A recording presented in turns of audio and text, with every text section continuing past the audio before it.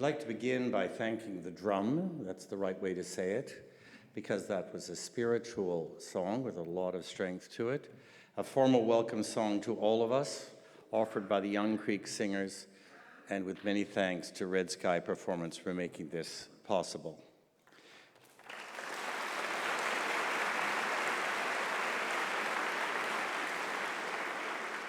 And thank you to, at the same time, because it's deeply intertwined, to Chief Stacey LaForme.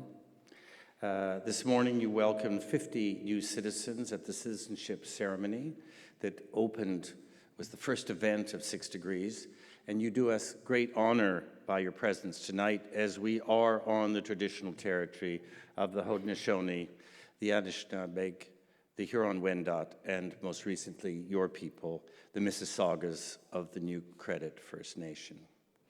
And it is wonderful, as it was last year, to have Her Honor the Lieutenant Governor with us. Thank you so much for being here. And it's a very interesting row of people because next to the chief is George Eliot Clarke, Poet Laureate of Canada, and the 7th LaFontaine-Baldwin Lecturer. And next to George is Laura Baldwin, and there are many Baldwins, Robert Baldwin descendants, in this room, a great Toronto family. And it was Laura and Larry Baldwin who were part of creating this lecture, along with Bob Ray, Rudyard Griffith, and Michael Levine. So this is the evening of the LaFontaine-Baldwin Lecture. It's also the official opening of the 2nd annual 6 Degrees Citizen Space. As you know, the 15th LaFontaine-Baldwin Lecturer is Michael Sandel, who among many, many things is known around the world as the voice of justice. Now, as it happens, we have with us tonight the concrete manifestation of justice in this country, the Chief Justice of Canada, the Right Honourable Beverley McLachlin.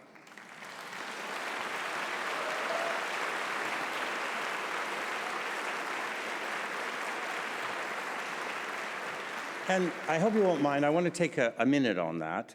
The Chief Justice is, as many of you know, the first woman to hold this role in Canada. The first, and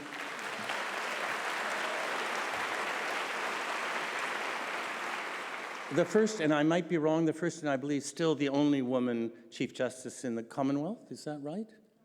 Not quite. Oh, you see, with the Chief Justice, you have to be very careful. No, almost. She's been on the court for, is it 37 years? Yes, which is astonishing. And she has been Chief Justice for 17 years, longer than anyone else has been Chief Justice in Canada. And she was the 4th LaFontaine-Baldwin Lecturer in 2003, which I leave it for the end because it kind of tops everything else. Well, I don't know. At the end of this year, she retires, a great loss to all of us, but she has played over these years a central role in changing Canada for the better. Court rulings are not TV shows. They're not about making friends or being popular, and there are always people who want more and people who want less. But Beverley McLachlin has changed all of our lives, those of us who are Canadians in the room, all of our lives in a multitude of ways for the better. And perhaps nowhere more than in her leadership on Indigenous questions. We know well, as Canadians, that over the last 150 years, our governments, our civil servants, and ourselves, the citizenry, have refused to deal with the injustices Indigenous people have faced. However, over the last 40 years, this began slowly, all too slowly, to change. And it has been, for these 40 years, the Supreme Court of Canada under first Brian Dixon, then Antonio Lemaire, and most importantly, I think they would forgive me from the grave for saying this, and most importantly, Beverley McLachlin. The court has taken the lead. It's astonishing that in this country, it's the Supreme Court which is leading the people and the government and the bureaucracy in reform in this absolutely essential area. And this is a little odd, but you think of these decisions. I'm not going to do hundreds of them, but she was central to the Delgamutt decision, where it was decided that the court, and again, I'm going to look nervously over here, where it was decided that the court would recognize oral memory going back 100, 150, 250 years over the written documents of the Canadian government, an absolutely revolutionary step with enormous implications for all of us. She was central to the Marshall case, to Pauli, to the Haida decision, which established the duty to consult, the Chilcotin decision, one of the most important decisions in the history of this country, which settled the issue of Indigenous title in favor of Indigenous people, the Daniels decision, which clearly recognized the rights of the Métis people. And now the politicians are moving, the government is moving, the bureaucracy we hope will move, because that's where the dirty water and all the rest of it is trapped in the inaction of the bureaucracy. And I believe very strongly that when the history of this period is written, I am certain that what you have done, Chief Justice, will become part of a shared mythology of respect, citizenship, and justice. And so I wanted to say on behalf of all of us, thank you very much.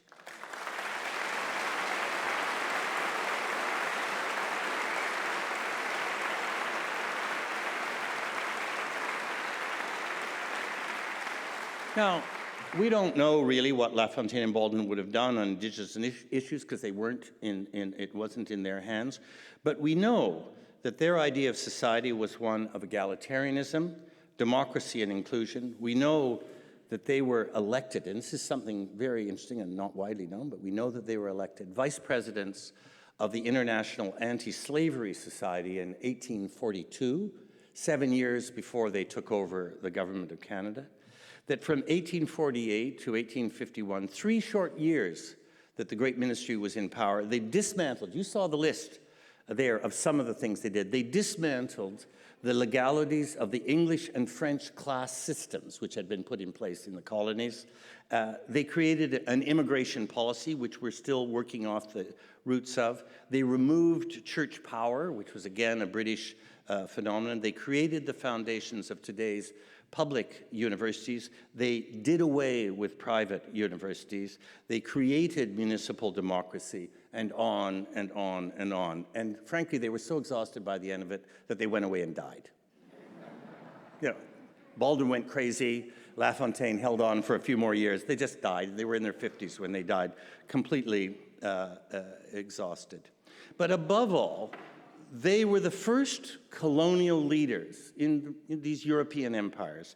They were the first colonial leaders to show that you could talk your way out of an empire. Since we couldn't shoot our way out, 37 didn't work, they set about talking. Canadians love, complex, hypocritical, surprising, devious ways of negotiating. And they really invented that way in order to get us out of the British Empire. And they took the first big steps. They were also the first really government in the West to develop the idea of a non-monolithic nation-state built on complexity, a profound rejection of the Westphalian European US model of oneness.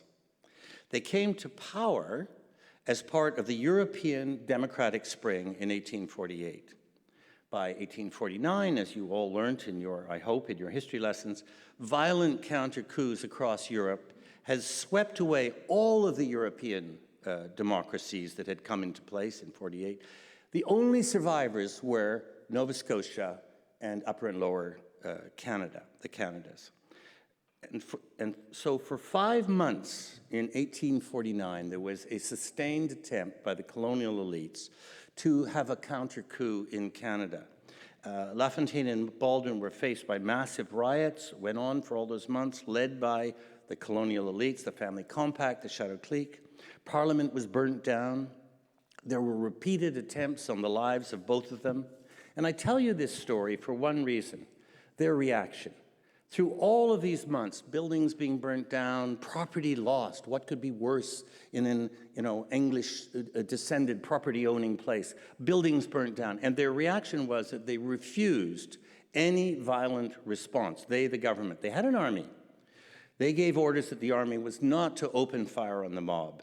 The commanding general, a very experienced general, an older fellow, found it so stressful to maintain order without being able to shoot anybody that he had a stroke and died.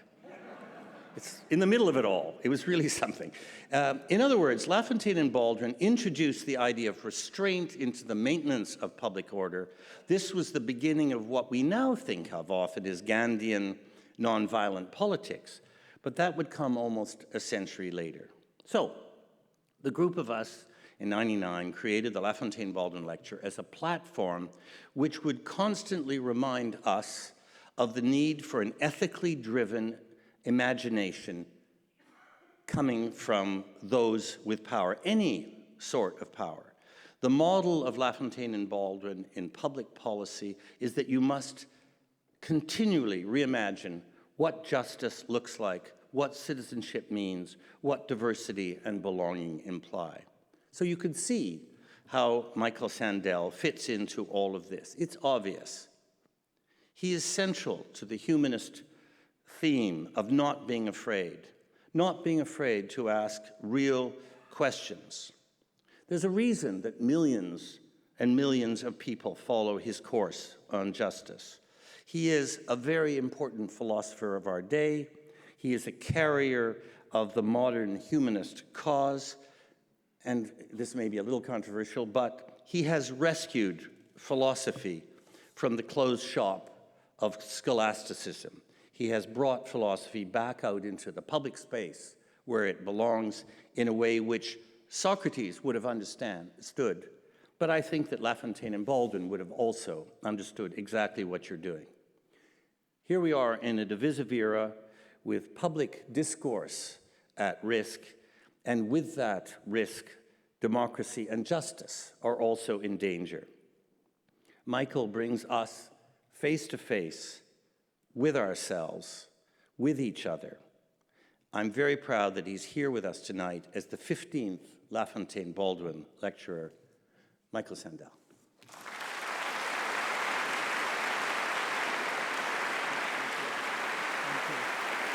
Thank you.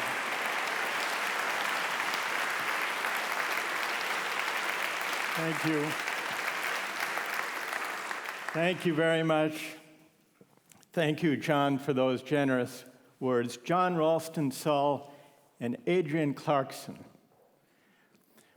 you have loads of accomplishments to your credit.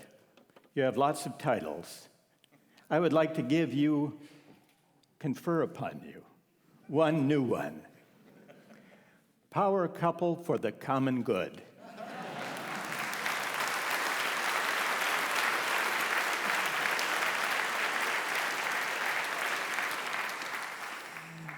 LaFontaine and Baldwin, they were another kind of power couple.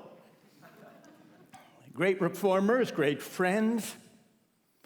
They helped give definition to the ideals, the distinctive ideals of Canadian democracy.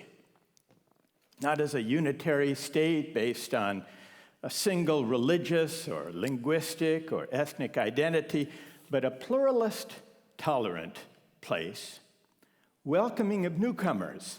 This spirit of pluralism and openness to newcomers is a precious thing, especially today in this age of walls.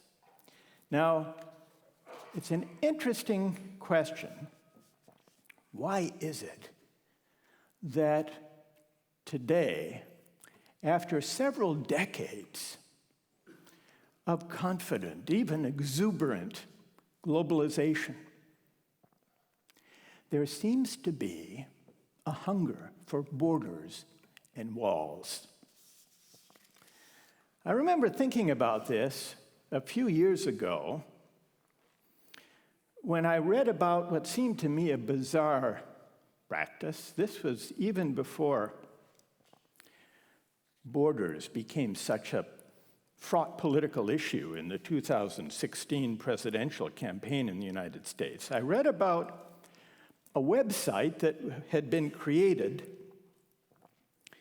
by Texas sheriffs And the website put live video feeds from cameras trained on the Texas-Mexico border, put those video feeds on a website, a public website, and citizens, any citizen who wanted to help monitor the border could go online at his or her leisure and serve as virtual Texas deputies.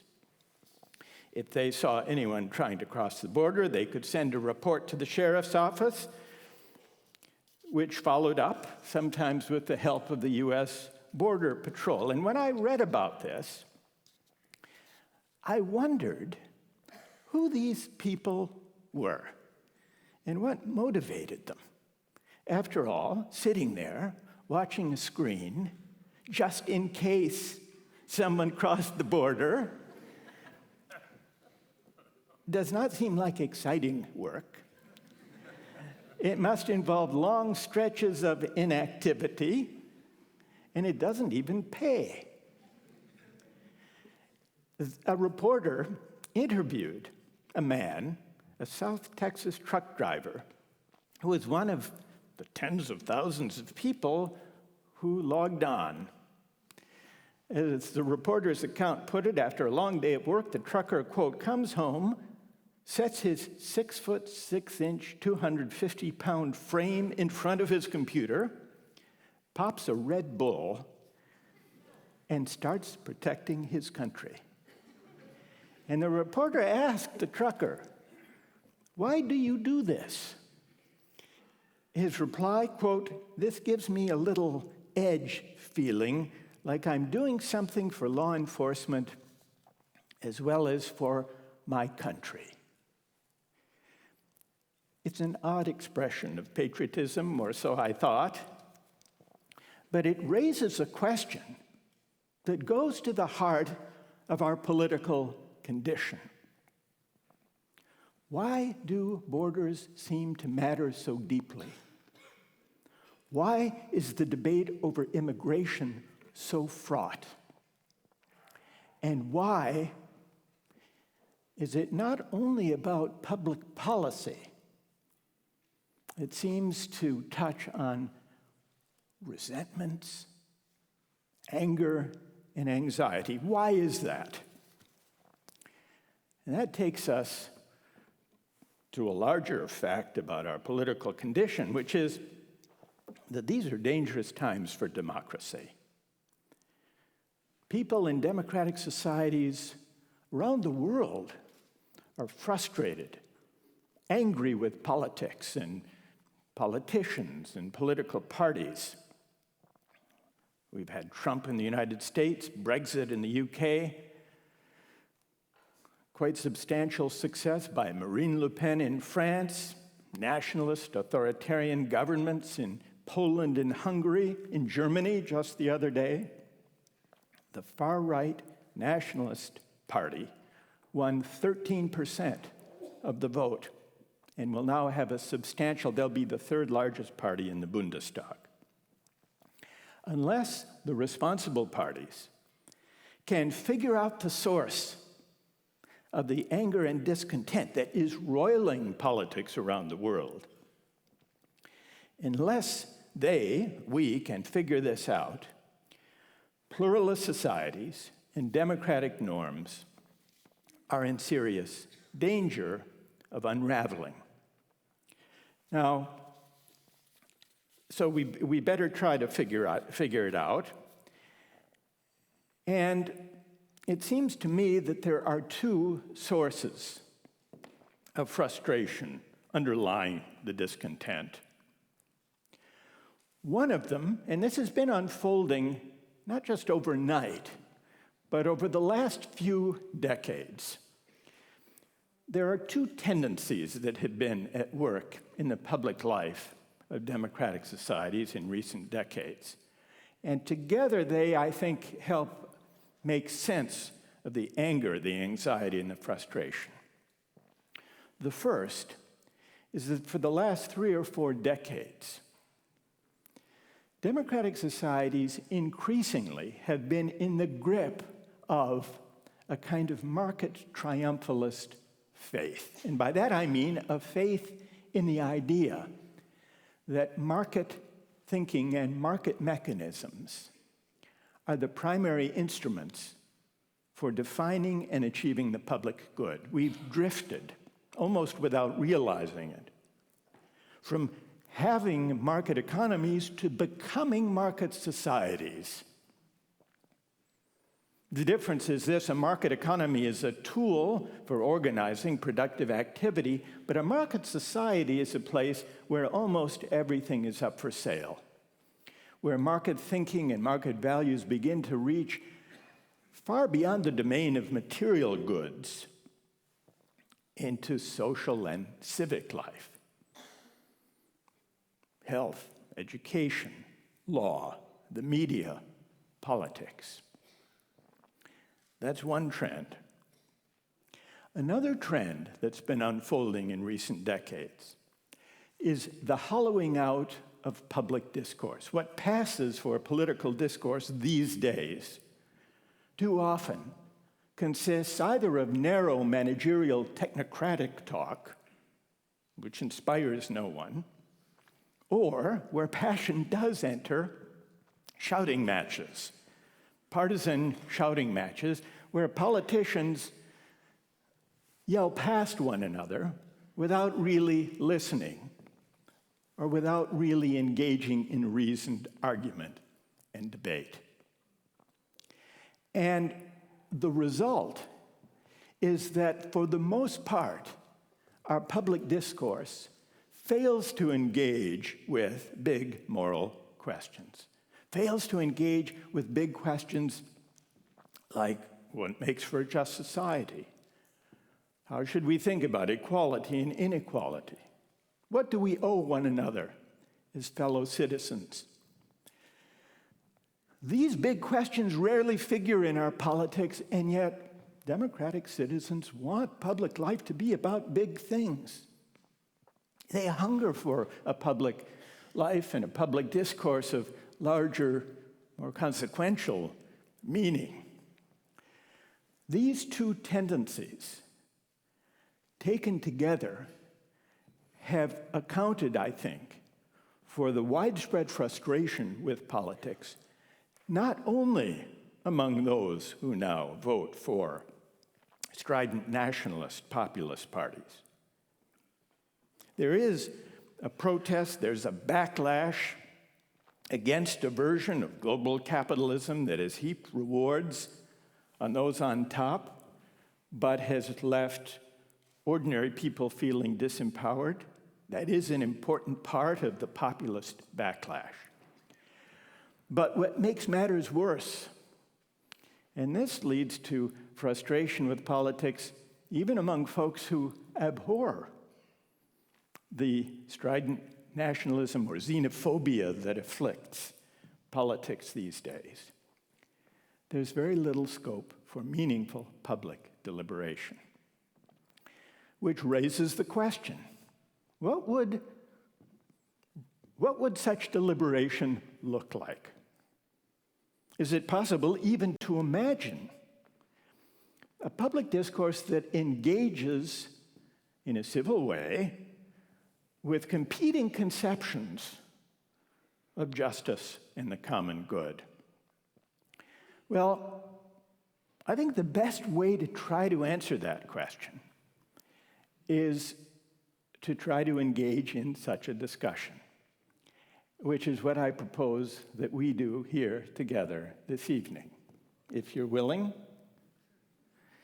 what I'd like to do then, is to take not an easy question, but one of the most fraught and sensitive political questions from contemporary debate, and put to you some questions about it. The question of immigration. What should be a country's policy on immigration? Now, to get things started and to invite your views, I want to put before you one simple answer to that question. It's an answer that was offered by a Nobel Prize-winning economist named Gary Becker from the University of Chicago some years ago. He recently passed away. Gary Becker was a believer that markets were the solution to almost every imaginable social question. He said, the way to deal with the immigration question, to cut through all of the debate and competing proposals, is simply to use the market, put a price on citizenship, and sell it. As you look at this video, figure out what you think, and then we'll have a discussion.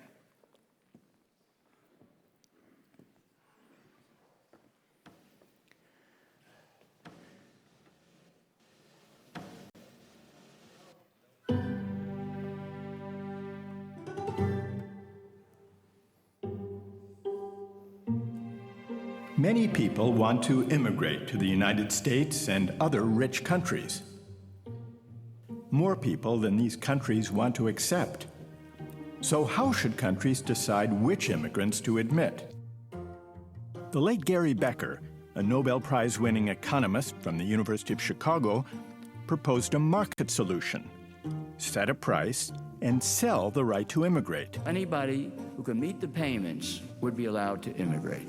Of course, you'd have to determine a price. I say, suppose the price, I don't know what the price would be, but suppose it was $50,000. This would yield $50 billion a year in tax revenue. Doing that, you might think, well, by doing that, I'm going to get the worst sort of immigrants. No, you're going to get the better sort of immigrants. The young, the skilled, those who have the greatest commitment. You're going to get the better sort of immigrants coming.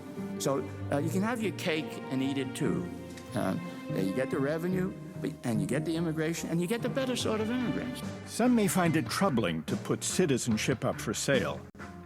But the idea is less radical than it seems. Many countries already do something similar, offering visas and passports to foreigners who invest a certain amount of money. Next year, anyone from outside the EU can apply for EU citizenship as long as they're prepared to pay €650,000. Here's how the program works. An immigrant must be willing to invest at least $1 million to start a business in the county or buy a broken one and fix it. What do you think?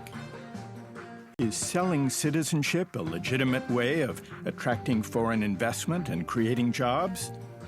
Or does putting a price on the right to immigrate cheapen the meaning of citizenship? All right, let's begin by seeing what people think. By a show of hands, how many people would be in favor of Becker's proposal to sell citizenship? Raise your hand, those of you who are in favor.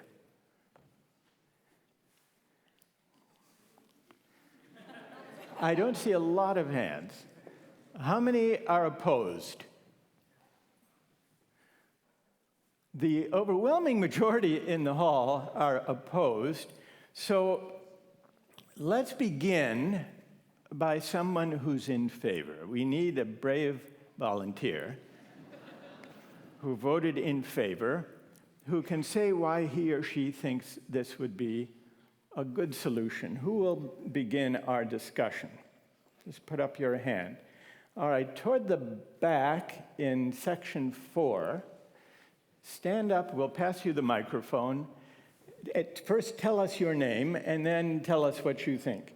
So my name is Emerson. I think market solution is market is a good solution for citizenship because, well, I know Becker says that the people who are most able to afford this price tag for citizenship are the most productive people. So it's a good way to kind of screen high skill people into the country. So I agree with that. I am an economist by trade and also a philosopher. So you're an economist, Emerson. You're an economist? Yeah, I'm a master's student in the economics department. I see. So you study economics, and you're attracted by the market solution because it would bring to Canada, to use the example of this country, the most productive people using the market, the price signal, to do that. Yeah, that's Gary Becker's argument. I totally agree. Okay, all right. Let's, Emerson, hold on to that microphone for a moment. Okay. And let's see if there is someone, the majority of people in the hall disagree with Becker's proposal. So let's hear from someone who disagrees. What would be your reason? Yes, in number 11. Stand Hi. up and tell us your name. My name is Angela. I also study economics. Aha! Okay. Well, my dream school is University of Chicago for my PhD, but I guess you don't want to go there. All right, Not so quite. let's hear Angela. If Why they are you accept against? you with the immigration process. All right, Well, never. Hang on. Why do you disagree? Yeah, so I can see where Emerson's coming from, but I think right now, because the benchmark, the metric that we're using to value somebody's presence in your country is based on their contribution to your GDP, that's Right. why we're thinking of there is a market mechanism in which that's a proxy, how you would monetize someone's value. So let's say if society valued the fact that you could sing really well, then suddenly we're accepting the people who could sing really well, and not necessarily who could contribute the most to the GDP. Well, I want to make sure, Angela, that I understand. The argument, Becker's argument, Emerson's argument is that the market signal is a good proxy for the ability to contribute to GDP, to make the country more economically productive. Right, because Now, do you accept or reject that should be or one of the important purposes of an immigration system? I reject that idea because I think that's based on the idea that we're optimizing for who could contribute the most to the GDP, and that's, what we value the most. And why do you disagree with that idea? Why should we not try to seek immigrants who will contribute the most to the economy? What's wrong with that idea? Because if you take a step back and ask the question of what makes a great country, it's not necessarily a collection of people that are the most productive. And what that would be, that's kind of what's up for debate. Right. So you think there are other values that people bring independent of their contribution to economic productivity. That's your argument. That's right. Okay. Let's hear if there's someone. What would you say? Number 2, microphone number 2. Stand up and tell us your name. My name is Jim Fleck, and I see immigration as a variety of policies that are required, and I would hope that one of the policies would bring productive people to our country, and I see nothing wrong with that as one measure, certainly not the only measure. And how did you vote on the Becker proposal, Jim? Well, I didn't know, and of course it's one of those questions that if it's the only one, I would vote against it. If it's one of several, I would vote for it. And do you think if the ability to contribute economically should be one factor among others, should it be the primary one or should it be a lesser one? What do you think? It partially depends what the country needs. And Let's talk about Canada today. all right. Canada today needs productive people. So I would say that I would think it is one of the ones that we do need. Okay, thank you for that. Yes, in microphone 3. And if you would stand up and tell us your name. My name is Diane Turbide. I would just say that the United States, arguably the still most powerful nation in the world, and Canada, one of the most civil, was built by poor immigrants. By poor immigrants. Yes, the majority of people who came here were poor and were fleeing some trauma at home, conflict, religious persecution or otherwise, and built the country. And what do you conclude from that for immigration policy? Did you vote for putting the right to immigrate up for sale? No. You were against. Yes, I'm And is that based because on precedent. I'm sorry? Based on precedent. Because a lot of poor immigrants came and made enormous contributions, is that why? Yes. But do you accept, what do you think about Angela's argument that contributing to the economy should not be the primary basis for letting people in? Do you agree or disagree with that? I agree with that. And so what other qualities should matter?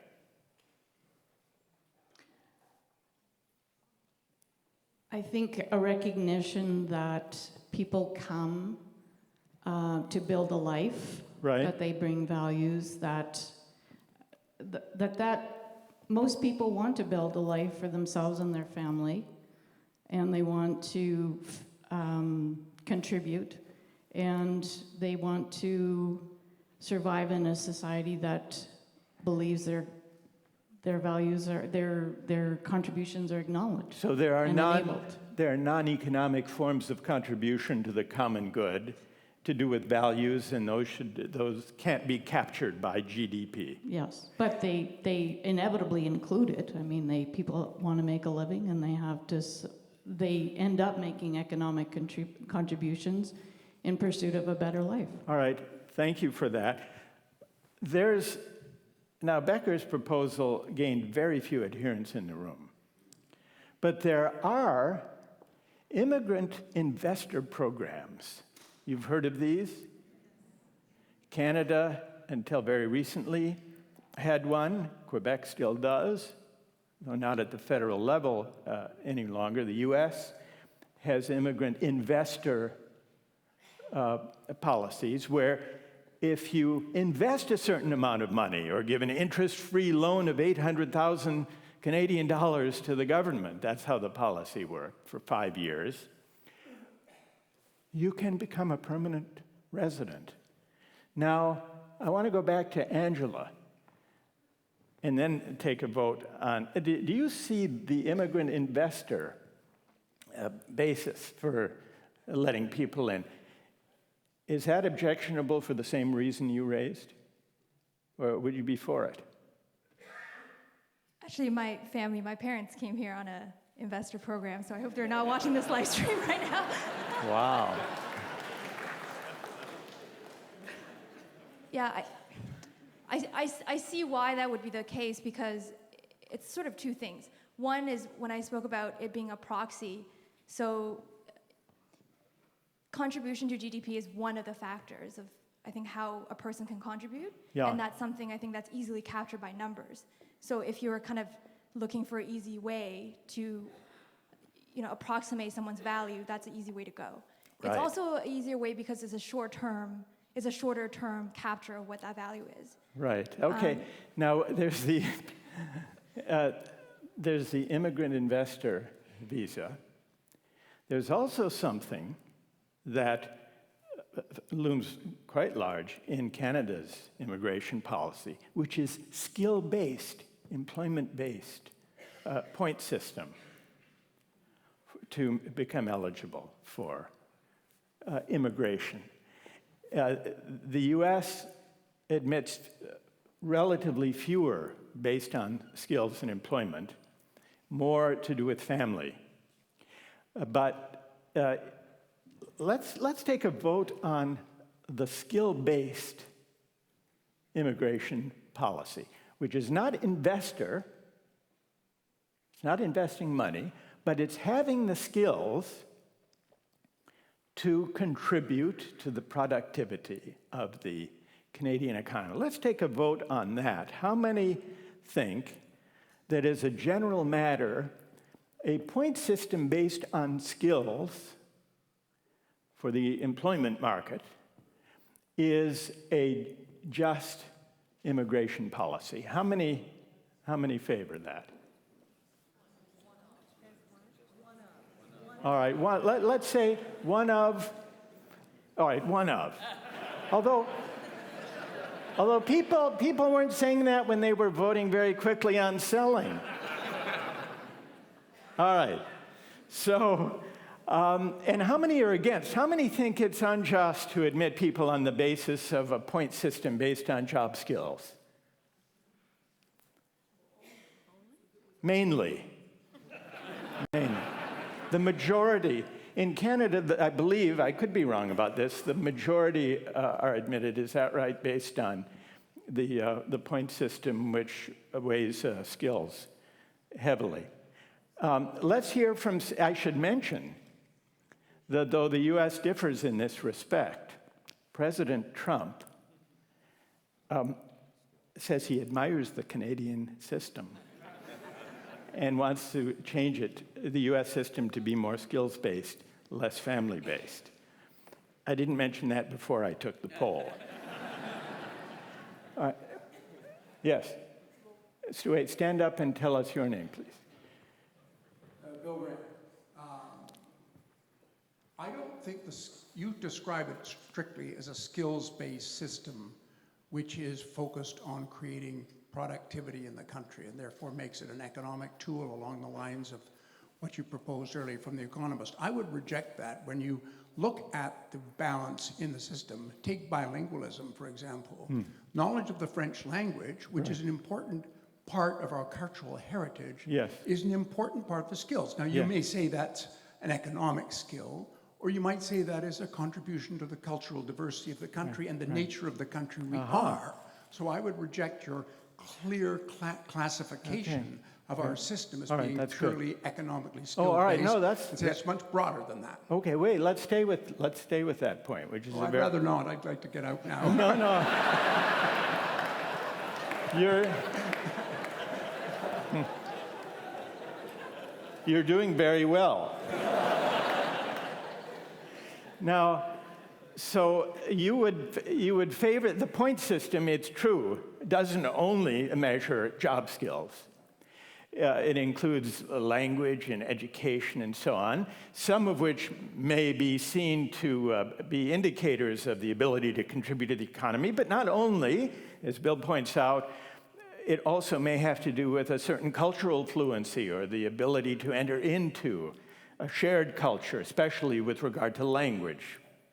Now, do you think that feature of it, the cultural, rather than the economic aspect, do you think that any immigration policy should include the cultural as well as the economic? Oh, that's a very tricky question, obviously. But being in a world where we cannot accept unlimited immigration, where we wish to have, we need immigration in this country for many reasons, not just economic, I would say that a cultural dimension that is in this group of criteria that we're choosing is one legitimate thing. But along like Jim at the other end there, I would say it has to be one factor. It can't be predominant. That's the problem with making these categorizations. And why should culture matter somehow in whatever balance? Why should it matter some? Why not just go with the ability to contribute to the economy, in your view? In my view, because going back to your earlier prognosis, I don't believe that a society is just a sum of economic numbers. A society is a broader set of criteria, which are values, and the values are not purely economic. So we have more than economics, or more than numbers and money in this equation. Great. Well, thank you for that. There are. Yes, over near microphone number 3. Yes. Stand up and tell us your name first. Hello, my name is Jamal, which means beauty in Arabic, as is obvious.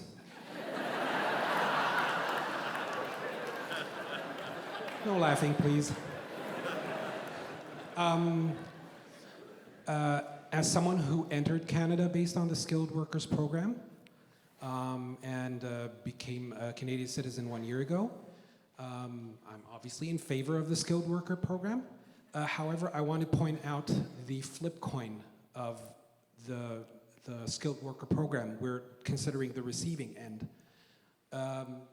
For me, as a person who came here, I felt that this system, while fair, also distinguished people coming to this country, especially from the developing world, like myself, based on education, skills, etc., which would be available only to elites in the developing world.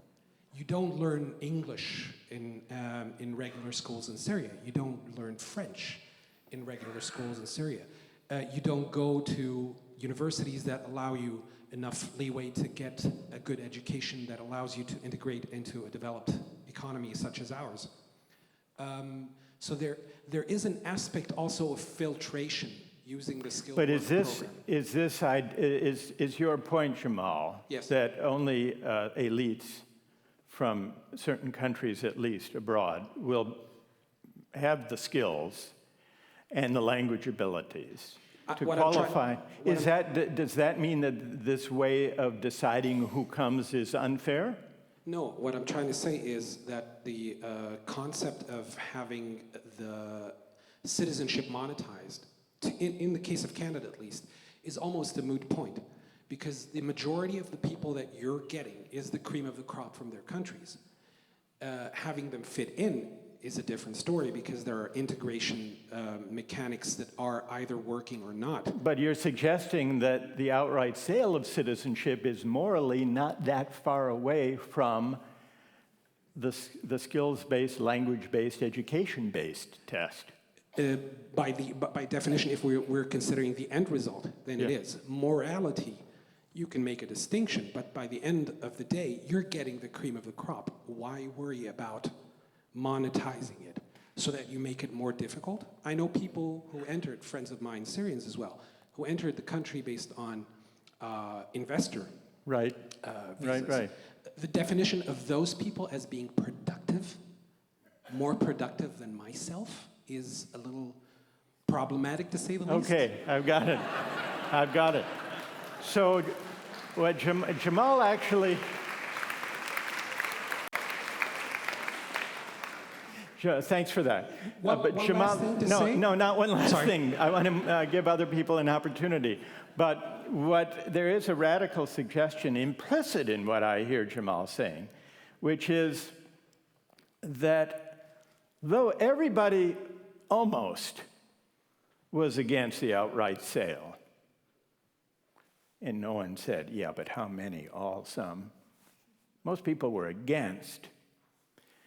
The radical suggestion implicit in Jamal's observation is that the more familiar and more widely accepted principles of admission, whether the investor, the immigration by investment, or even by skills and languages, Jamal seems to be suggesting there may not be such a sharp distinction between those policies and the outright sale because of who will qualify.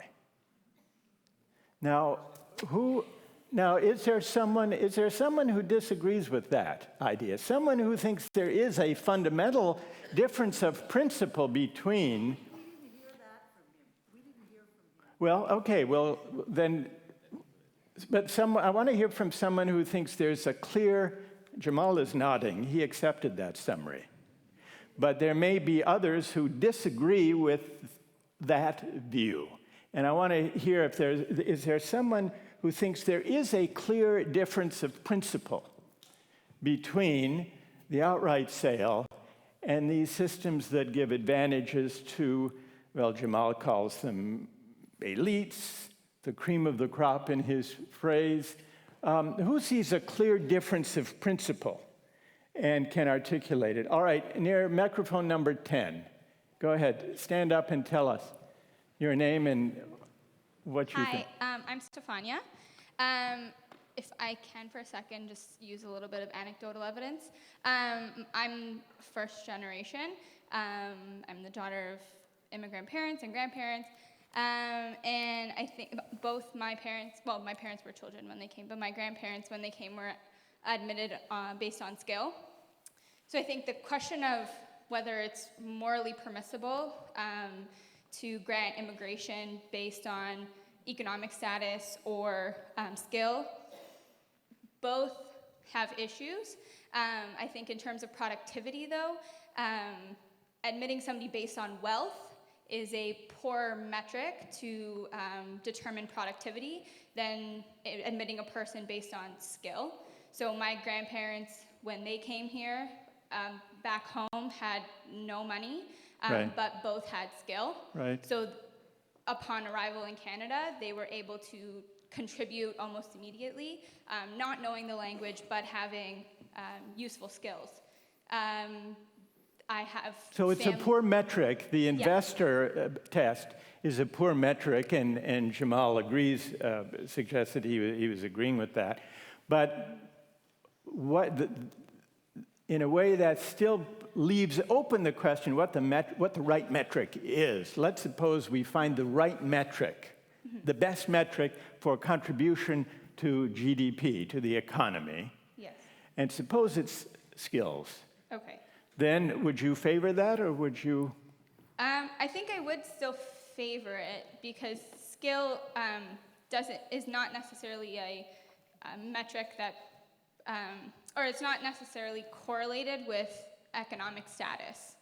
At least not in my experience, and Right. it can be in certain situations, but it doesn't always have to be. Poor immigrants can be very skilled and wind up Right. contributing a lot. For sure, and wealthy immigrants can not have any, or not have as effective skills. I guess Right, you could say. okay, so we've got two issues here, I suppose you could say, of fairness, equality, and inequality. One is whether these various policies give an unfair advantage to people who are already well off, whether they're wealthy or whether they're very well educated in various other places around the world. That's one issue. And the other issue is whether the ability to contribute to GDP, economic contribution, goes back to the earlier discussion we had about cultural contribution, values, versus economic contribution. What should we be aiming at?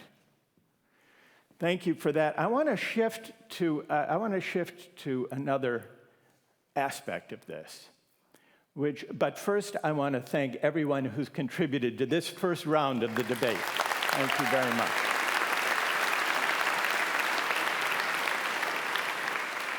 Now, we've in this first part of the discussion, we've taken for granted that not everybody who wants to come should be able to come. And we've not really questioned that premise. So I would like to put to you the following question. Now, most people agree, we'll see whether that's the case here, that countries don't have the right to prevent their citizens from leaving. How many people agree that countries don't have the right to keep their people in, to prevent them from leaving? Is there anyone who thinks countries do have that right? Anyone? 1, 2, 3. What? Yes? All right, tell us why. This is interesting. Go ahead. Either stand up and tell us. First, give us your name. My name is Gazan, and I'm from Ethiopia originally. Yeah. But, there are countries who protect their citizens not to go out, depending on their, different reasons. Sometimes they hold them on the airport with different pretexts, and. But what would be a legitimate ground for a country limiting the right of exit? Political reasons. There are countries, this undemocratic and countries which are which have this.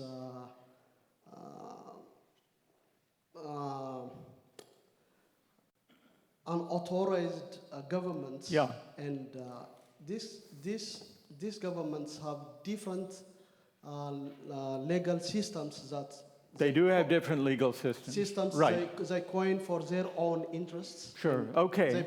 They use that as a pretext. All right. Thank you. And the woman sitting next to you, you also wanted to speak on this. You thought that, stand up and tell us your name. My name is Tansy. I think there's a small portion of the people maybe should be restricted. For example, if you contain high-end military information of the country that would affect the national security of the country. Right. So there's a portion of them that are specializing in technology that decide that. That should be restricted. All right. Any other legitimate reasons that people see for restraining? Yes, number one. Right here, stand up. Yeah. I mean, presumably if you've violated the laws of the judicial system of a fair and Right, if you're fleeing, right, all right, but let's put that aside. Let's say you've not. Yes, number 4. Hi. Oh, is it me? All right, go ahead. Okay. Go ahead. Hi, my name is Anua. I would say that one of the, and particularly in the, I guess in the situation of the global south, the brain drain might be a reason that you would not want people to be leaving, particularly if we're talking about skilled workers, right, because those people tend to be the economic drivers of your own country. And so if you're losing sort of the people who are the economic drivers of your country, the negative effect to you as a nation may be sort of an impetus for you to prevent the sort of the exit of those kind of migrants. And there are countries who worry about brain drain and who try to impose and do impose some restrictions on the terms on which people who have gained their education in that country, perhaps at great expense, public expense, can leave. And you think that you see that as legitimate in those cases? I can see the value in perhaps having that point of view. I would say the legitimacy is obviously questionable, but I think there's also something to be said about governments also allow you to have citizenship, right? So the idea like citizenship and nationhood in some way may be tied to that governing or government body. And so if they confer citizenship on you, whether it's by birth or by naturalization, they notionally have the right, I guess, quote unquote, to determine how you live in the world and whether you sort of stay in your country or not. Let's take the brain drain example. There are some countries, for example, that don't imprison the people who have studied and gained professional degrees, but impose, say, a diploma tax, as it's sometimes called, as a condition of leaving. You have to pay back before you can leave, or you have to practice a certain number of years. So there are some brain drain considerations that some countries invoke to impose some limits. Still, most people, and the UN Declaration of Rights says no country may prevent its citizens from leaving. Now, if most people in the room think a country doesn't have the right to keep its people from exiting, its own citizens from exiting, how many think that a country also has no right to keep people from the outside who want to come from entering?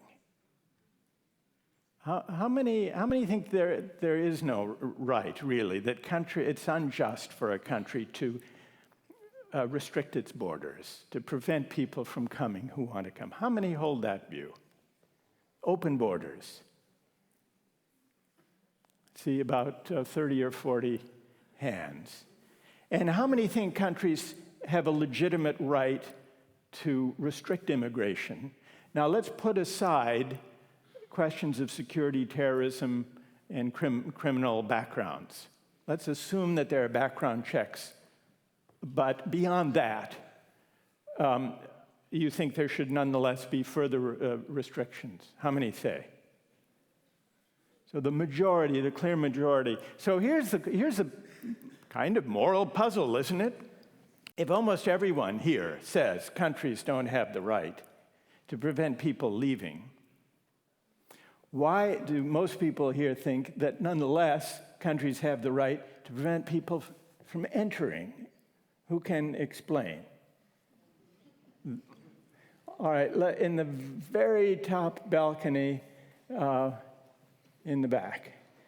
And while the microphone is making its way back there, is there someone else who wants to offer a view?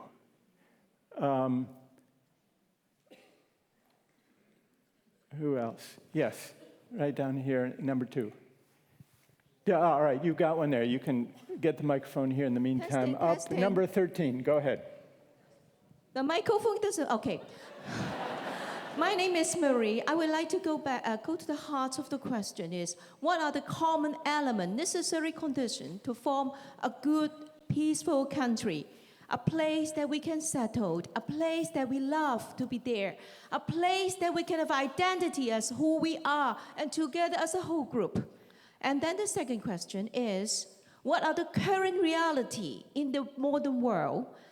Money, yes. The economy, yes. The tycoon is using a huge amount of money, flooding in the country and buy the real estates in a short period of time and put up the whole price. And everybody is working very hard. Okay, but wait. I'm getting a little bit lost. And so, are you for or against countries having the right to restrict entry? Because of the current reality, then every country should have the right to select the people, to protect the people, and to protect the land.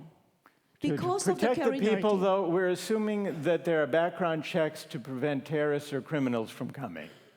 But once they protect the people from terrorists and criminals, why should countries be able to keep people out who want to come? That's our question. What's your answer? There are another kind of violence. It's using money. Using money to buy a lot of things within a short period of time and increase the price. And then this is reality in many countries in Hong Kong and now in these 2 years in Canada. Boosting, you worry about the real estate prices being driven up. That's your worry. Okay, I've got it. Okay, we had someone, microphone number 2. Please stand up and tell us your name. My name is Dejene. I am concerned about the economy and population pressure. The economy cannot support people coming from outside because the economy cannot support them. If many people. Yes, if too many people come, the economy can't support them. Yeah. And what does that mean? That there would not be enough jobs, or that wages would go down, or that public services couldn't support them. Is that the worry? Yeah, definitely, because there is a limit for a country to function. I mean, there is no extra excess, economy to support them if you don't restrict somehow. Some immigration. Immigration. All right. And tell us your name again, please. My name is Dejene. Regine? Dejene. Yeah. Thank you. All right. Dejene argues that the reason for restricting immigration is the economy of countries, even affluent countries, can't support everybody who wants to come. And I want to hear from someone who disagrees with that argument, who favors open immigration. What's your reply to that argument? Yes, right here. Microphone number 5.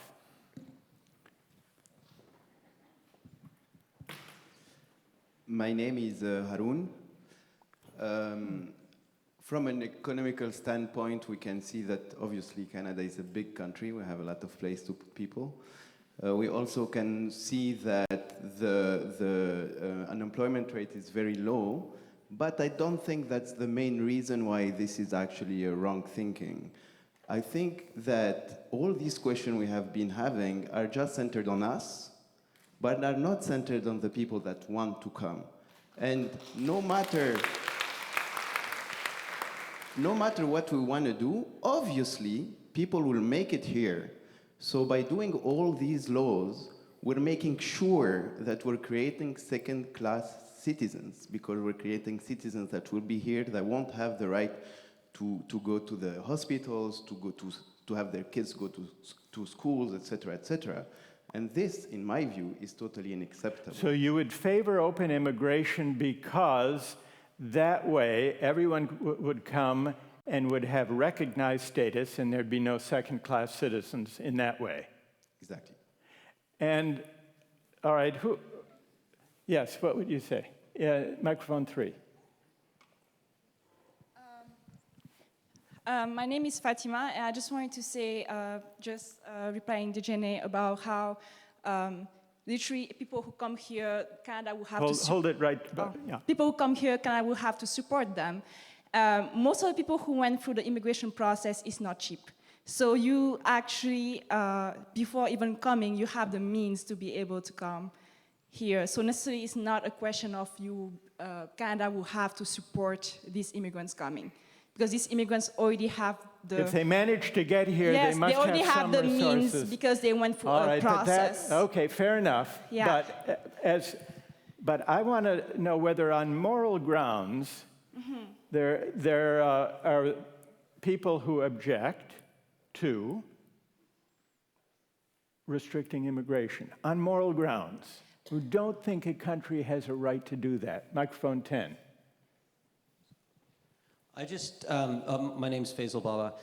I don't know what moral principle there is that says to me that I have more of a right than anybody else to be here right now than anybody else in the world.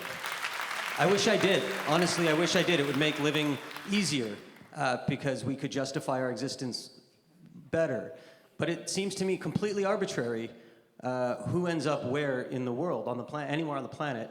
Citizenship seems to be completely arbitrary, and I think we have to start there in answering the question.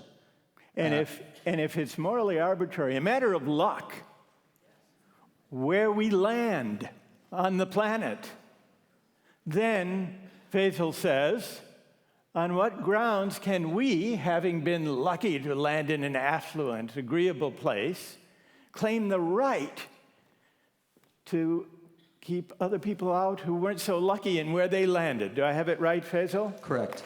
All right. Stay there. All right, stay there, Faisal. Keep the microphone. And I want to hear someone who disagrees with Faisal on the issue of principle. He says he can't find a principle that can say why, since landing here is a matter of luck, the lucky people have the right to keep the less lucky people out. Who has a reply to that question? Yes. Stand up and tell us your name. Hello. Hi, my name is Ola. Before I say what I think, I want to say that I am a refugee and a child of 2 refugee migrants who also had no real skills coming here. They were fleeing civil war.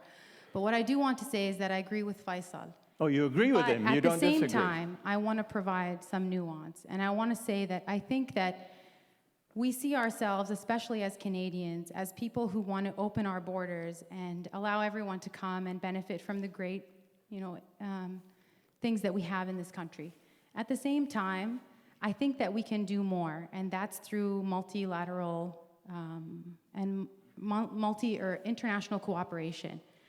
We can be part of what it's like, or be part of the process of building frameworks in other countries that allow people who actually live there, whether it is in conflict or in downturned economic times, to contribute to their societies. To flourish there without having to It's basically international development. Right. We do that, we have done that in the past, and I think in my past work with refugees in some Arab countries, many of them don't actually want to leave. They want to stay, they want to contribute to their countries, but they have no governments and no real prospects to be there. Right. They're intelligent people, and they want to contribute to their countries. Of course, they're pushed up against the wall, they have children and families, and they have to make harsh decisions. But I think at the end of the day, some, not all, because I can't speak for all, but some really do want to contribute to their countries. They just don't have the space to be able to do it. And I think as Canadians, we can contribute to that, whether it's through like CETA or our government or whatever it may be. But I agree with Faisal. I want to say that. I think there is a luck in the draw, and I consider myself part of that. But at the same time, I think it would be great to contribute to other countries. I've got it now. But we have now, and Ola adds the duty or the possibility of helping people in developing countries where they are.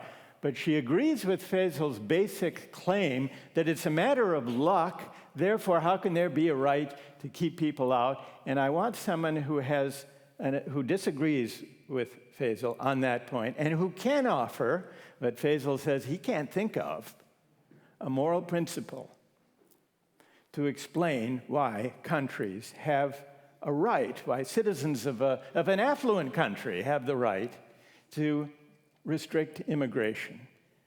Yes, in microphone 4. Thanks. My name is Tim, and I don't have I agree with the basic moral stance about more openness, but I think countries, particularly democracies, do have a right to determine who enters and can't enter as a matter of democratic principle. If we are to be a self-governing people, regardless of whether we're fortunate or not to be here, citizenship is allocated on different bases, but typically birth in the place is one of them. And this is the LaFontaine-Baldwin series. If we weren't allowed to overthrow the colonial yoke, the imperial yoke of what became the external oppressor, then we would have had no moral claim to become Canada. So I think that the criteria we use should be broader and different.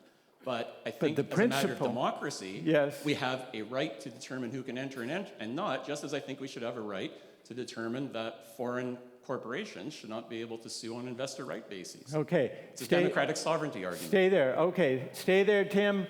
Faisal, you still have the microphone? I am. All right. What do you say to Tim, who says the principle that you're missing is the right, the sovereign democratic right of a political community to govern its own fate, to decide who comes? What do you say to that argument? I think that's a political principle, not a moral principle. So I don't know what to say to that. I have different politics. I think that's a classic liberal response. Well, but wait. But apart from labeling it, you didn't respond to it. You labeled it. What the implicit moral argument that Tim has made is that democracy is not only a political assertion, it's also a moral principle that people gather to govern themselves collectively, and that requires that they exercise some control over their collective fate and destiny. Do I have that right, Tim? Yes. Okay, what about that, Faisal? I think Democrats disagree as to how big the tent is and how we define who's us and who's them. I'm building a fan base here, Michael.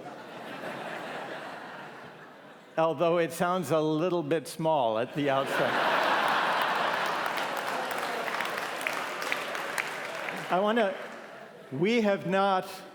We've not resolved this argument. We've not resolved this argument. In fact, we've only begun it. But nevertheless... Well, can I just say, I do think that what I'm arguing is not a reactionary position. No, well, he didn't say reactionary, he said it was political. And I sort of came to your qualified defense to see if he could argue back. I want to thank everyone who's joined in this round of the discussion. And I want to conclude just with a couple of observations. First, we have not resolved this question about whether, and if so, on what grounds, democratic societies, especially affluent countries like ours, have the right to restrict immigration. We've heard a couple of different reasons. One reason is the economy. Even affluent economies can't support everybody. To which the counter-argument is, yeah, but there are a lot of poor folks in non-affluent countries who would much rather have even a lower standard of living in Canada than the standard of living they currently experience. There's the argument Tim made about democratic sovereignty,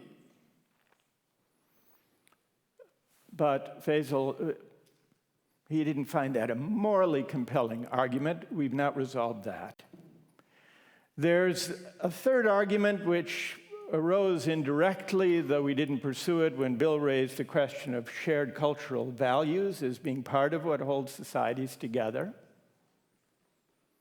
That sense of common purpose and self-definition is often offered as a third possible principle, though Faisal may already have considered and rejected that one. I don't know.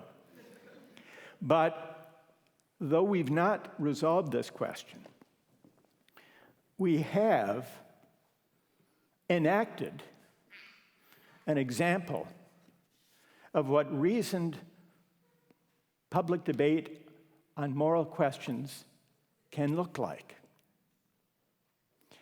On the surface, debates about immigration seem to be debates about economics, and that's where we started with Emerson's endorsement of Becker's proposal.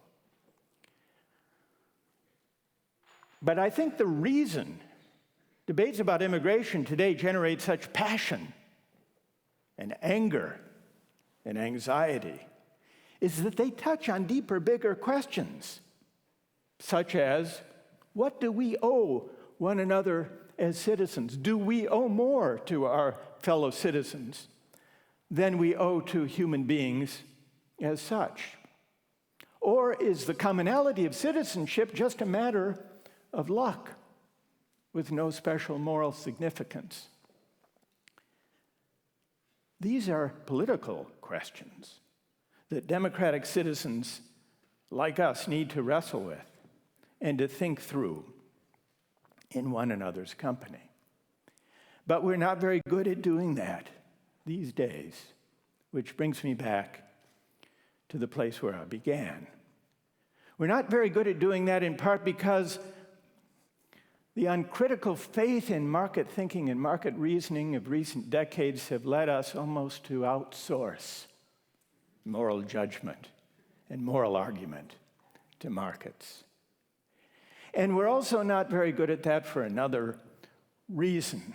In pluralist societies, we hesitate to bring moral argument into the heart of the public square for fear of disagreement and conflict and controversy, for fear of imposing on some the values of others. And so we develop a habit of resistance. It's as if we asked democratic citizens to leave their moral and spiritual convictions outside when they enter the public square. And it's for good and understandable reasons. And we think it's for the sake of mutual respect and toleration. But the result is we create an empty, morally vacant, hollow public discourse given over to technocratic talk or the shouting matches. And this moral vacuum, this void,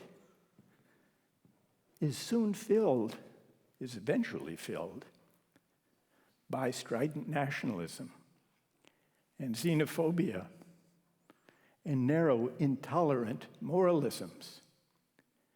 The conclusion I draw from this is that we need to aim at a higher pluralism, not based on mere toleration, asking people to set aside their moral views when they enter the public square, but a pluralism of engaging with, not ignoring or avoiding, the moral convictions that democratic citizens care about. Not because this will lead to agreement, it certainly didn't tonight, but because it will, I think, make for a healthier democracy. And the prospect, the hope of renewing democracy, to fill the void that strident nationalism and angry populism has filled, the hope of doing that depends, or so it seems to me, on finding our way to a morally more robust kind of public discourse than the kind to which we've become accustomed. A morally engaged, lively, sometimes contentious public discourse that looks, well, something like the discussion we've had here tonight. Thank you all very much. Thank you. Thanks. Thank you. That was great. That's great. Get out of the way. We'll go over here. It's very interesting the way people responded. Yeah. You got some very fascinating. They're going to remove that and bring chairs. Then we're just going to sit. All right. Any second now. Begin. I mean, I thought it was really, this moral vacuum is so interesting as an idea. I think that the reaction of people in the beginning is not the sense that, you know, there is no such thing as the complete absence of economics, but that there's a difference between, you know, a big check, and I'm going to buy my way in, and that's all there is to it, and there's nothing else. There may be, but there seems to be nothing else. And the much more complicated and complex ways in which most people came. I mean, they came out of poverty, they came because they had skills. I mean, I was thinking, you know, my mother came as a war bride, so it's about 50,000 women arrived in 12 months here, and they came for love, you know? She hated the weather, but she came for love. Yeah. The Sauls came in the 1840s. They were illiterate stonemasons that came to build a bridge in Montreal and ended up near Kingston and then went west to Winnipeg. The most interesting person in that, and another group came as refugees, which is fleeing the American Revolution as loyalists with nothing in about 1780. But the most interesting was a guy called Herbert, who was abandoned, so poverty-stricken, was abandoned on Trafalgar Square by his parents, picked up by the CPR railway, and came here as basically a slave, an indentured boy, and ran messages on the transcontinental railways, ended up driving the trains, and his son became a doctor. So, I mean, there's economics in there, there's desperation, there's love, there's confusion. And the only, if I'm allowed to, the only thing I would add in is that I think the confusion is, you know, we're at about 300,000 a year, immigrants and refugees. We're trying to get to 325, 350 would be 1%, I guess. But there are lots of people saying, can't we get this to 400,000, 500,000? And the problem is there's a double problem. One is the problem of you have to do it at a speed, and this is where I get Faz's argument, but you have to do it at a speed which allows you to organize the healthcare system, the single-tier public healthcare system, organize the schooling system, organize the language system. I'm not saying we're doing a good job. I'm just saying all of that has to be done. So if it's not done in a measured way, the whole thing just falls apart. It's not because these people are not going to contribute. They will contribute.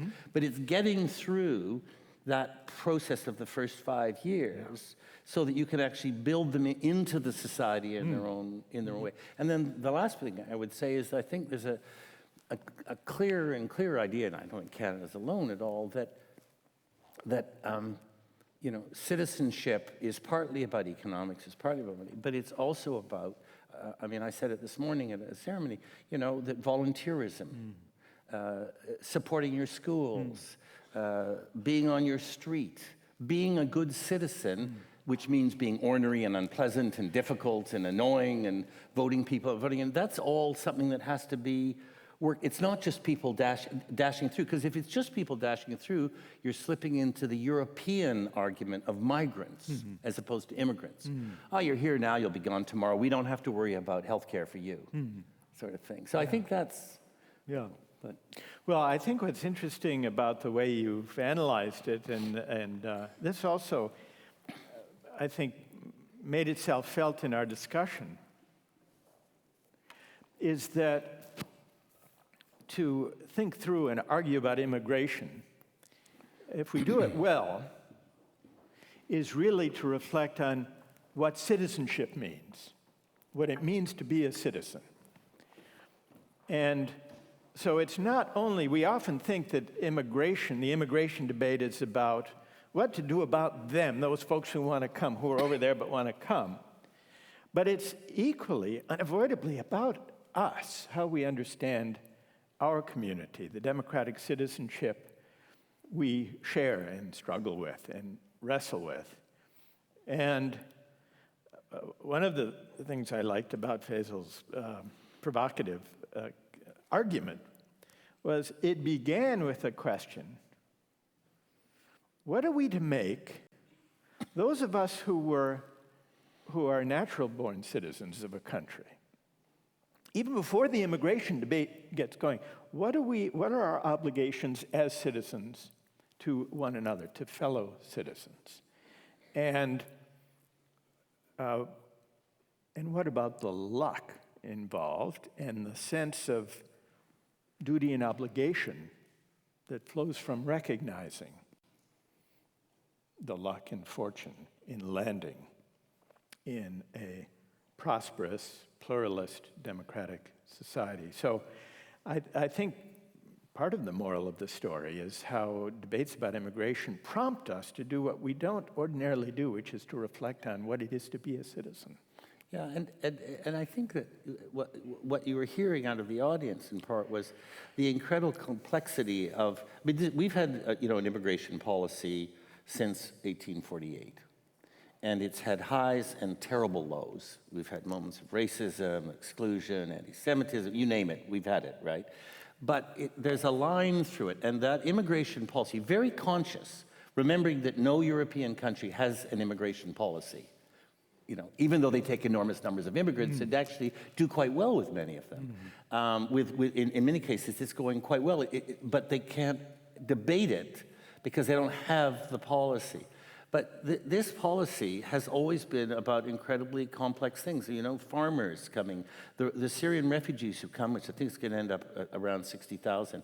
We made a conscious choice to go to the camps in Lebanon and Jordan, where the poorest, it's a generalization, poorest and often less educated people were, because for several reasons they were in great need, and secondly, their children were not really largely in school. So it was a way of trying to be helpful to them, but also to those countries which are being destabilized by the percentage, which is an argument against Faisal's argument, which is those two countries are being destabilized by the fact that they can't handle having 50% of their population being refugees, for which they don't have the structures of the money. So we took from there. And I have to say, again, I look at my own family, and you probably say the same sorts of things.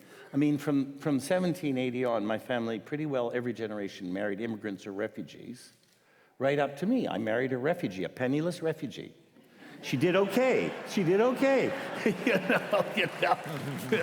But she started out penniless, right? They came in with nothing, lost everything. So that's the complexity of the point system, the family reunification. Sometimes it's not bad, sometimes it's not very good, and we keep changing it, looking for better solutions. You mentioned, John, of the European countries.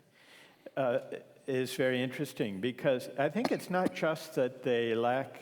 It's not that they lack an immigration policy. They lack an identity as immigrant nations, immigrant countries. The U.S., Canada, Brazil identify as part of the self-understanding of those three societies at least, and there are a few others, that we are immigrant societies, that this is constitutive of who we are, of our collective identity, which doesn't mean we always live up to the finest traditions of those self-understandings. Certainly don't, yeah. But still, there's a great experiment going on now in Europe.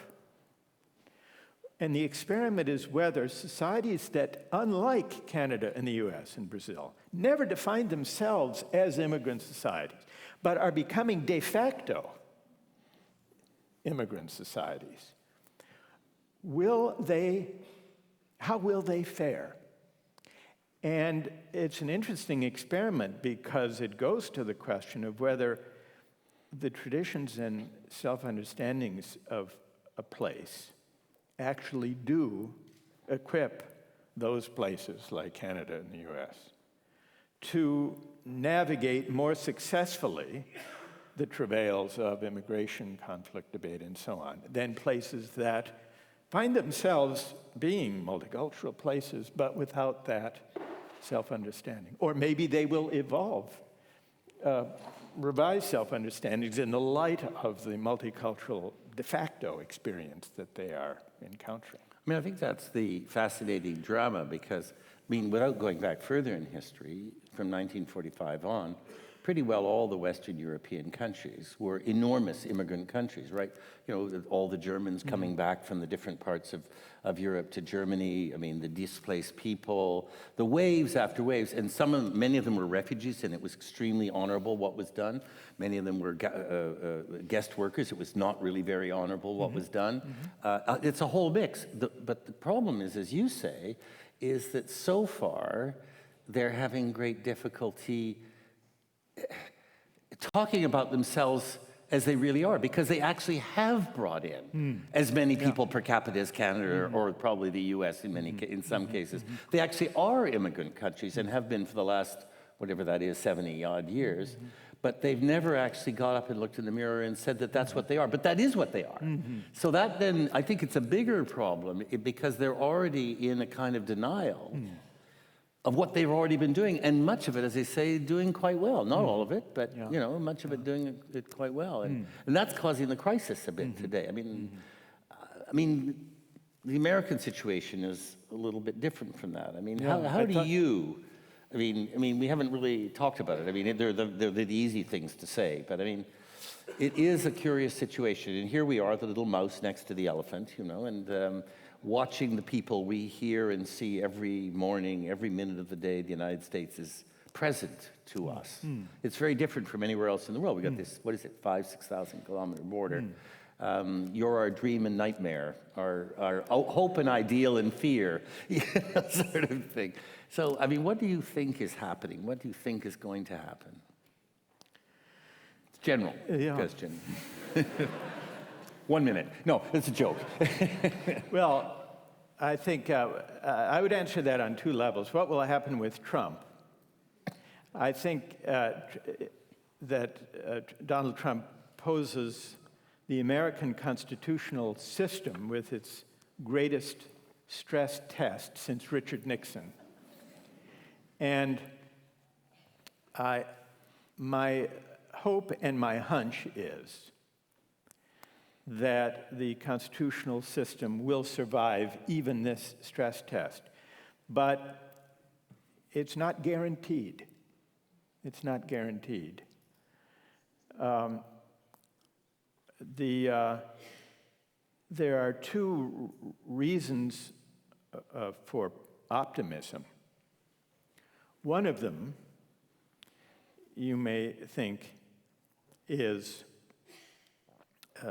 being grateful for small things, but there's a good possibility that the malevolence of Trump will be defeated by his incompetence. And that's not a small matter, because would-be aspiring autocrats and authoritarians are often lacking in the human and political skills to bring it off, especially, and this leads to the more consequential basis for hope, in a system of established democratic institutions and an independent judiciary that provide a powerful restraint on even the ambitions of people with autocratic tendencies. So you may not find this a kind of warming optimism. It's a cautious optimism based on the conviction that I think the institutions are strong enough to hold and to contain even this not inconsiderable threat. The threat so far is less explicitly to the institutions than to the democratic norms that make those institutions strong.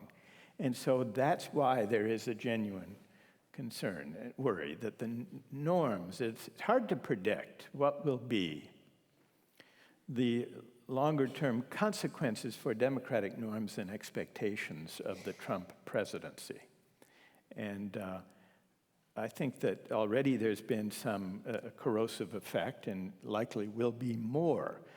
But so far that he's not been able to enact any significant legislation, even though his party controls both houses of Congress. So on the other hand, he dominates the political moment, and to say nothing of the news cycles, by distracting from the legislative failures and policy failures, including the fact that he hasn't yet built a wall with Mexico, and he hasn't gotten Mexico to pay for it. No.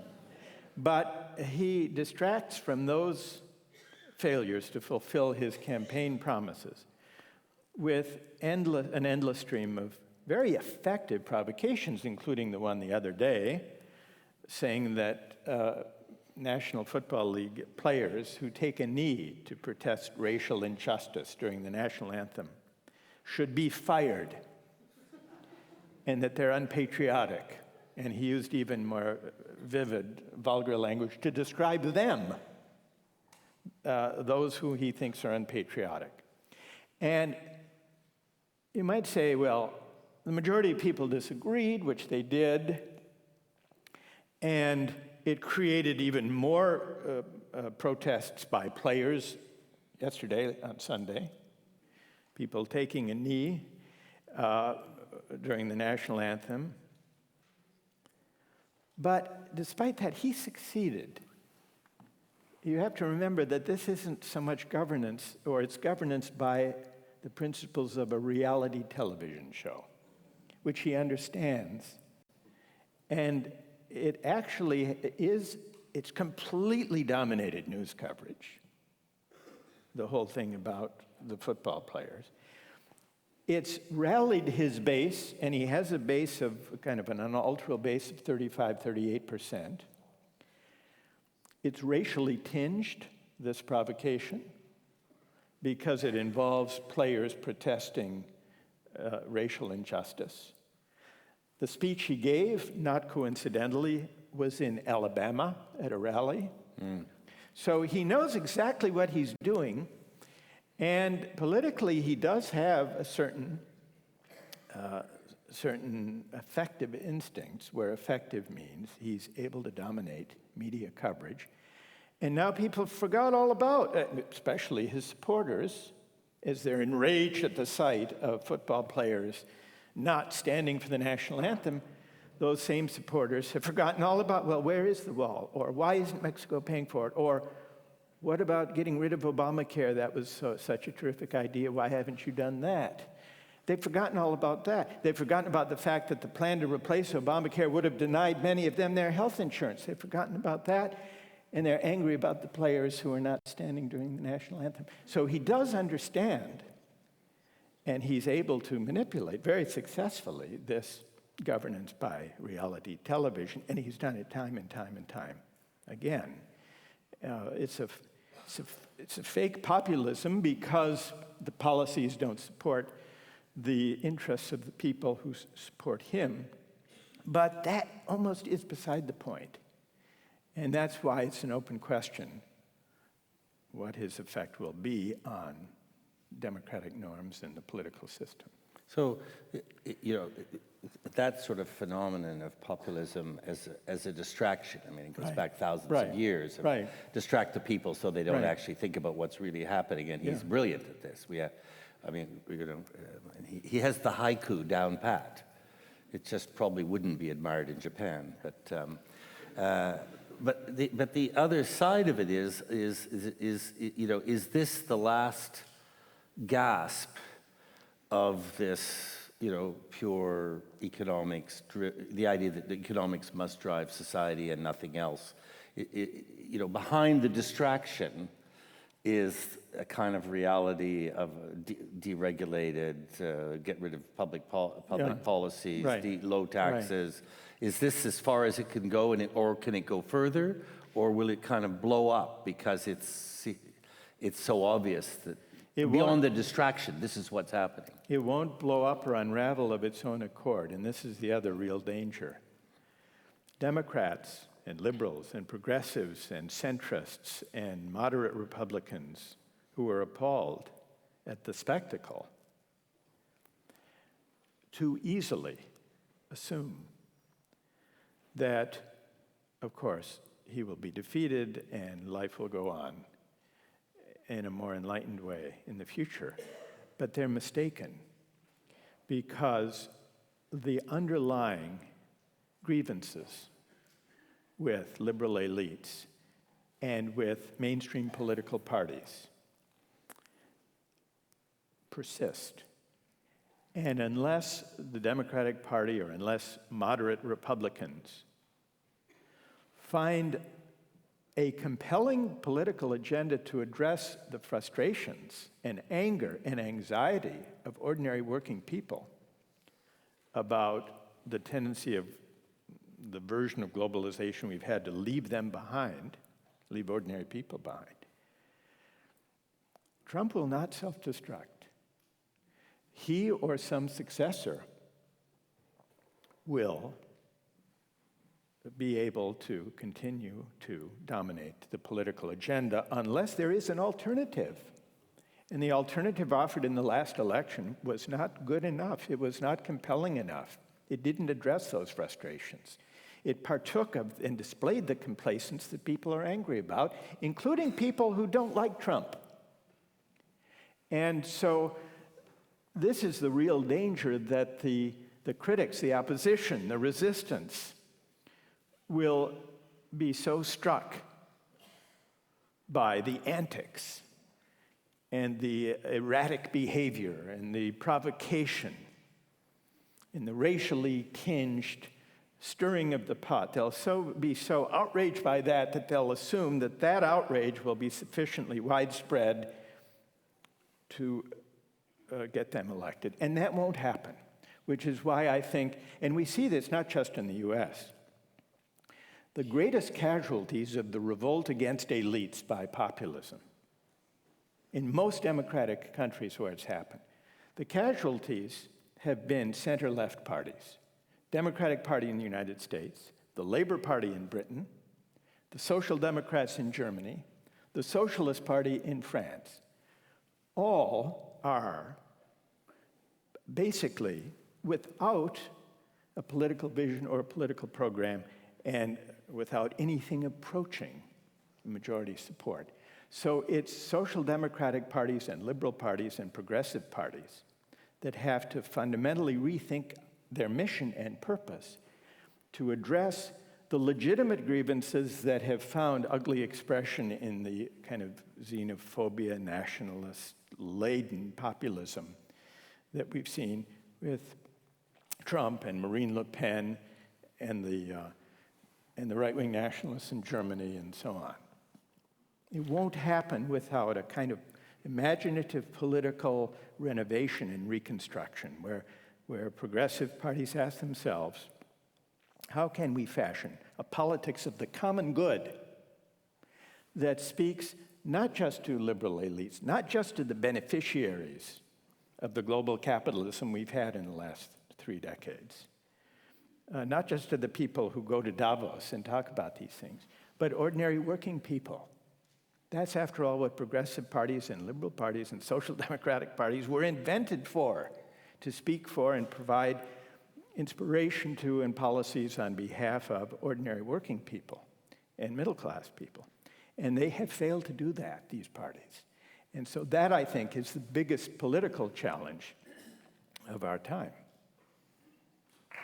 Thank you very much. Thank you.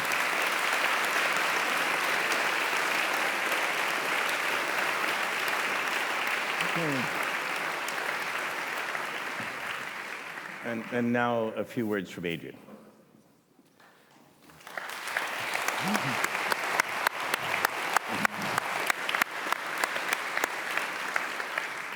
What an extraordinary evening to be in the presence and to hear the words and the solicitations of the philosopher of the public good. Ever since I first became aware of the work of Michael Sandel, first of all, Justice, and then What Money Can't Buy, which is one of the great titles. I would have liked to have used that myself. I did buy a dozen copies and gave them to people, including my beloved godson, whose grandfather is Bill Graham, because I thought at this stage in his life, when he just graduated from McGill and was about to go to business school, this is what he had to read. Thank you.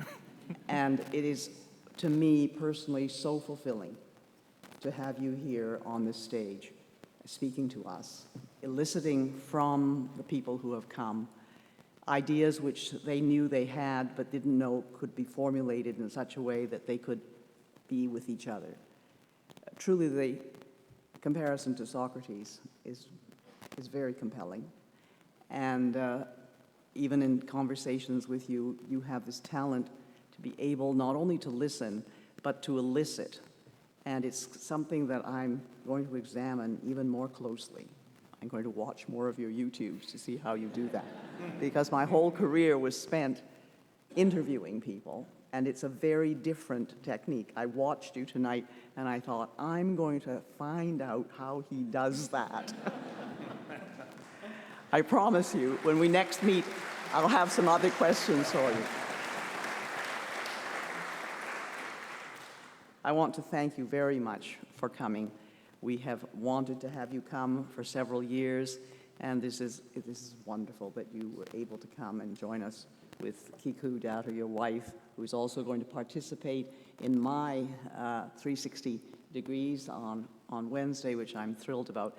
We are just beginning our 6 degrees, and 6 degrees is a kind of culmination of the part of the ICC which we felt we could be ready for when the ICC had been going for a decade. We wanted to get going to do practical programs. Initially, we wanted to have the Cultural Access Pass, which gives free access to new Canadians and their children of under 18 for a year to all our cultural institutions. We wanted to have our special citizenship ceremonies on insights on such things as what new Canadians think about sports, all sorts of ideas and kind of practical things. And then we thought we are ready really to have a kind of forum that will welcome the world to a secure place where we can discuss citizenship, where we can discuss what it is to belong, what it is to be part of an inclusive society, and perhaps by bringing the world to us, we can work towards something that is a knowledge about how we can bring that to other people, that we can help other people acknowledge what we have, what we're working on, and what will continue to be.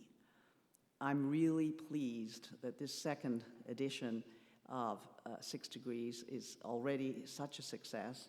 We're thrilled that we have so many people involved, and we've been sold out for a while now, and we've been very, very happy to realize that the next couple of days when we do our discussions in the round, which are very dynamic, and you want to see the microphone that we have buried in a cube, which we're going to throw in from person to person.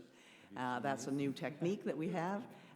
We will be starting tomorrow with a discussion chaired by Charlie Foran, our CEO, on walls. Tomorrow afternoon, John Ralston-Saul will chair bridges, and I will do homes on Wednesday morning. And in between, there's lots of wonderful panels and discussions on all sorts of matters that will fit in together and I think be just like a very rich fruitcake. And so we will all eat fruitcake. And on Wednesday night, it will be capped off by the Adrienne Clarkson Prize for Global Citizenship, which this year I'm so thrilled and honored that Ai Weiwei has accepted. And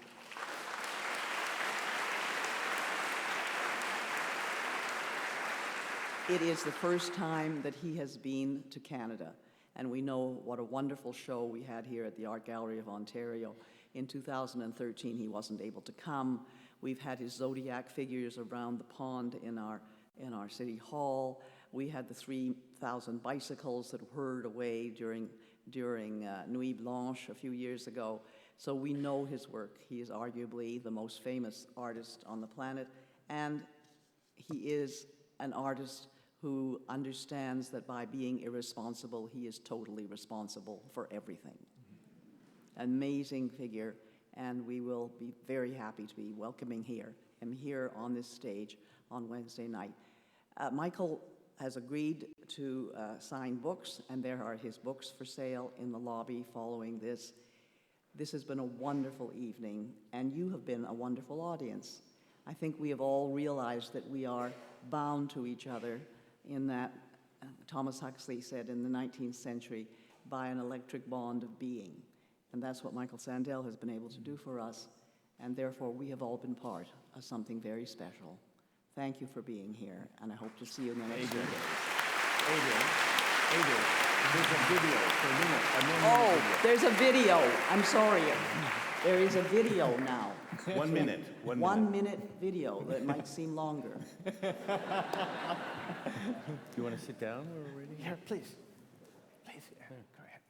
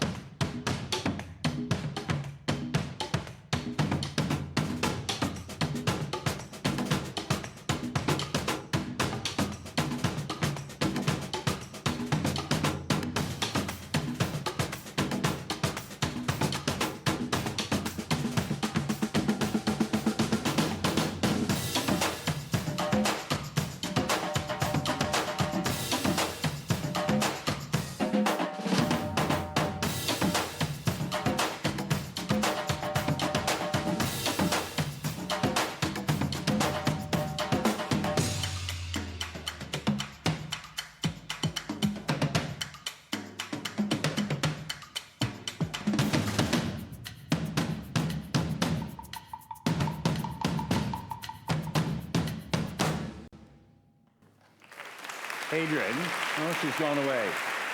Take a bow.